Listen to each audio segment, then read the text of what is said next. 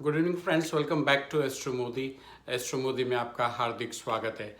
दर्शक मित्रों, एस्ट्रो मोदी में हम आज बात कर रहे हैं देवगुरु बृहस्पति की मार्गी चाल के बारे में।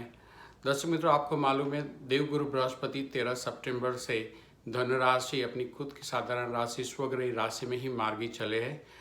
अब यही देवगुरु बृहस्पति धन राशि में मार्गी सिर्फ अल्पकाल के लिए, मीन्स थोड़े समय के लिए है। और अब 20 नवंबर को देवगुरु बृहस्पति मकर राशि में प्रवेश करेंगे। यानी अगर ध्यान से देखेंगे तो इसी साल में 21 मार्च को देवगुरु बृहस्पति मकर राशि में प्रवेश हुए थे। मकर राशि जो है वो देवगुरु बृहस्पति के लिए नीच की राशि है, क्योंकि कर्क राशि में देवगुरु बृहस्पति उच्च का पद पाते हैं, लेकिन मकर राशि जो है वो देवगुरु बृहस्पति के लिए नीच की राशि है। धन राशि और मीन राशि जो है वो स्वग्रही राशि है देवगुरु बृहस्पति की। तो इसी साल 21 मार्च को जब देवगुरु बृहस्पति मकर राशि में प्रवेश किया, उसके बाद मकर राशि में ही वक्री होके धन राशि में गए, धन राशि में वक्री रहे और फिर धन राशि में ही मार्गी हुए। यानी करीबन 122 दिन के बाद धन राशि में मार्गी हुए और ये मार्गी चाल 13 सितंबर से शुरू हुई। अब ये देवगुरु बृहस्पति की मकर राशि में जो प्रवेश होने की जो तैयारी है वो मेष से लेके मीन राशि के जातकों के लिए क्या परिणाम लेके आते हैं, क्या सकारात्मक उसके प्रभाव पड़ेंगे, चाहे वो विद्यार्थी हो जो विद्याभ्यास करते हो या पढ़ाई के लिए आगे भी सोच रहे हो कि फर्दर स्टडी के लिए हमें कहीं विदेश जाना है, चाहे जो अविवाहित युवक युवती हो जिनको शादी के लिए जो वेट कर रहे हैं, चाहे वो नवदंपति हो जिनकी शादी हो चुकी है और वो बच्चे की चाह रखते हो, चाहे वो प्रोफेशनल हो कि जो जॉब या बिजनेस में ग्रोथ चाहते हैं। तो कहीं ना कहीं देवगुरु बृहस्पति की ये मार्गी चाल जो 13 सितंबर से हुई है वो धन राशि में, और आज की तारीख में वो धन राशि में ही संचरण कर रहे हैं, लेकिन ये बहुत ही थोड़े समय के लिए धन राशि में मार्गी है और उसके बाद मार्गी चाल चलते चलते वो मकर राशि में प्रवेश करेंगे 20 नवंबर को। अब दर्शक मित्रों, देवगुरु बृहस्पति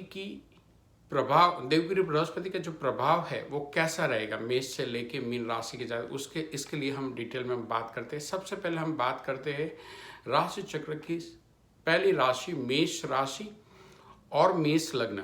अगर आपकी मेष राशि है लेकिन आपका जन्म लग्न कोई भी हो, मिथुन, कर्क, सिंह, कन्या, तुला, वृश्चिक, धन, मकर, या आपका मेष लग्न हो लेकिन जन्म राशि कोई और, आज की जो प्रेडिक्शन जो दे जा रही है वो मेष राशि और मेष लग्न के लिए है। यानी दोनों में से कोई एक आपका जरूर रहेगा। चाहे अगर आपका मेष लग्न है तो राशि कोई अलग रहेगी, या तो आपकी मेष राशि है लेकिन जन्म लग्न शायद तुला, वृश्चिक, धन, मकर। और काफ़ी केस में आपको मालूम भी पड़ेगा कि चंद्र कुंडली और चंद्र कुंडली एक है, क्योंकि जब चंद्र फर्स्ट हाउस में होता है, जन्म लग्न में होता है, तो मेष राशि और मेष लग्न अगर किसी को चंद्र कुंडली और जन्म कुंडली सेम है, यानी कि चंद्र फर्स्ट हाउस में है और चंद्र के बाजू में 1 नंबर लिखा है, इसका मतलब है मेष राशि और मेष लग्न है अगर चंद्र फर्स्ट हाउस में। तो ये 3 पॉसिबिलिटी है। और दर्शक मित्रों, सबसे पहले बात करते हैं मेष राशि और मेष लग्न के लिए कि गुरु की राशि कहाँ पे आएगी। गुरु 9th हाउस का लॉर्ड होता है। मेष, वृषभ, मिथुन, कर्क, सिंह, कन्या, तुला, वृश्चिक, धन, यानी भाग्यस्थान का मालिक देवगुरु बृहस्पति आज की तारीख में भाग्यस्थान में ही मार्गी चाल चल रही है और मार्गी चाल चलते चलते वो 10th हाउस में आ जाएंगे 20 नवंबर को मकर राशि में। मेष राशि और मेष लग्न के लिए देवगुरु बृहस्पति एक प्रकार से युग कारक भी है, क्योंकि ये 9th हाउस का लॉर्ड है, लेकिन 12th हाउस का भी लॉर्ड है, यानी उसको व्ययस भी माना जाता है।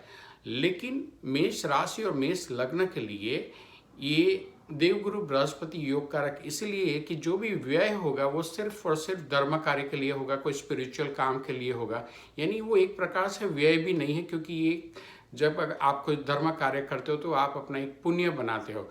तो यहाँ पे मेष राशि और मेष लग्न के लिए सबसे बड़ा फायदा ये है कि 9th हाउस में भाग्यस्थान का मालिक 9th हाउस से 10th हाउस में जा रहा है, कर्म के हाउस में जा रहा है। यहाँ पे 10th house is all about your public life, 10th house is all about your career. चाहे आप स्टूडेंट हो तो पढ़ाई की बात चल रही है, चाहे वो आप जॉब कर रहे हो, चाहे आप बिजनेस कर रहे हो, तो 10th हाउस में गुरु का जो परिभ्रमण होगा 9th हाउस से लेकर 10th हाउस में। इसमें मेष राशि को सबसे बड़ा फायदा ये होगा कि 10th हाउस में देव गुरु बृहस्पति बैठ के उसकी 5वीं दृष्टि पड़ेगी धनस्थान के ऊपर, यानी धन संचय का बहुत बड़ा योग हो रहा है। और 7वीं दृष्टि पड़ेगी 4th हाउस, यानी आप अगर कोई नया घर लेने की सोच रही है, या कहीं मूव होने की सोच रही है, या कहीं आप घर के अंदर ही कुछ रिनोवेशन कराने की सोच रही है, या कुछ नया व्हीकल सोच रहे हैं, तो मेष राशि और मेष लग्न के लिए this is the best time coming from 20th नवंबर। और गुरु जो 10th हाउस में मार्गी चाल में रहेंगे मकर राशि में 20 नवंबर के बाद, उसकी 9वीं दृष्टि कहाँ पे पड़ेगी, क्योंकि 7वीं दृष्टि 4th हाउस पे पड़ेगी, 7, 8 और 9, यानी कि कुल मिला के अगर देखें तो 6 हाउस के ऊपर भी मेष राशि के लिए 6 हाउस के ऊपर देवगुरु बृहस्पति की दृष्टि रहेगी।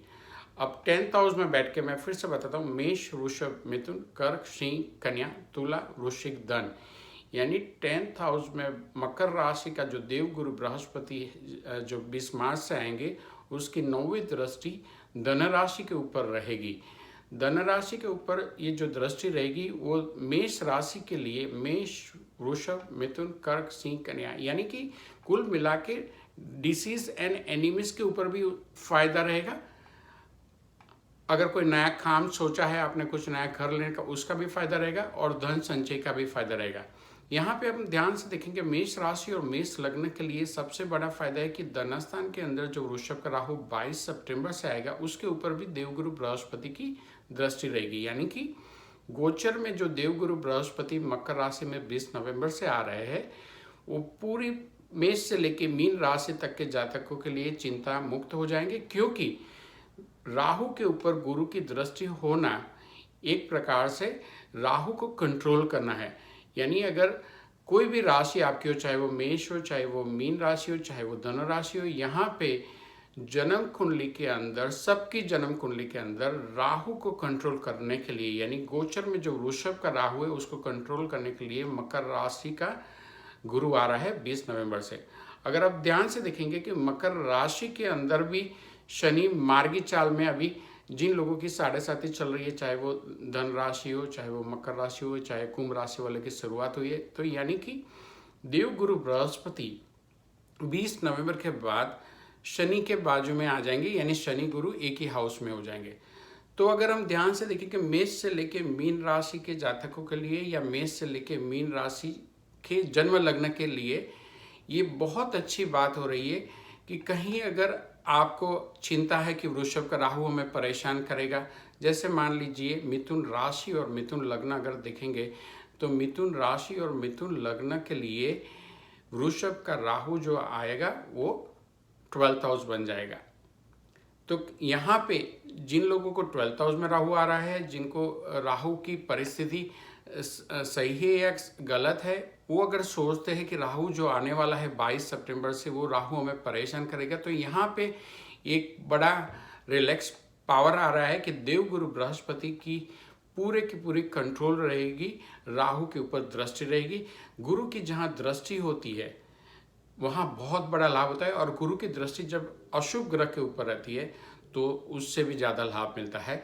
जैसे मान लीजिए कि मकर राशि में शनि मार्गी हो जाएंगे 29 सितंबर से, और 20 नवंबर से मकर राशि में ही देवगुरु बृहस्पति विराजमान हो जाएंगे, यानी कि शनि और गुरु मित्र भी नहीं है और शत्रु भी नहीं है। लेकिन यहाँ शनि के बाजू में देवगुरु बृहस्पति गोचर में आने से सबसे बड़ा फायदा ये हो जाएगा कि जिन लोगों की 7.5 चल रही है, चाहे वो धन, मकर, कुंभ राशि हो, चाहे जिन लोगों की डैया चल रही हो, 2.5 साल की पनौती जिन लोगों की चल रही है, चाहे वो तुला राशि हो, चाहे वो मिथुन राशि हो, इन सब के लिए एक बड़ा रिलैक्स पावर बन जाएगा, क्योंकि देवगुरु बृहस्पति यहाँ सिर्फ और सिर्फ अच्छा काम करने के लिए आ रहे हैं। देवगुरु बृहस्पति आपको सिर्फ और सिर्फ सकारात्मक रिजल्ट रहेंगे। So this is all about the मेष राशि और मेष लग्न।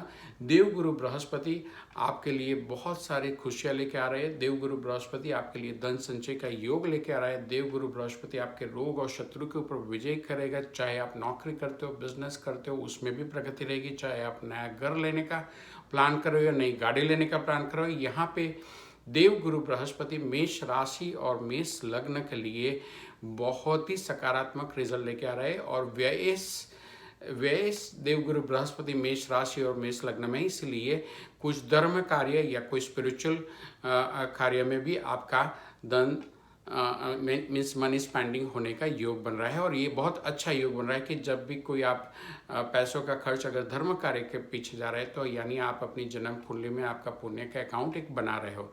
सो दर्शक मित्रों, दिस इज ऑल अबाउट मेष राशि एंड मेष लग्न. If you have any question, please put your comments below. Thank you so much for watching Astro Modi.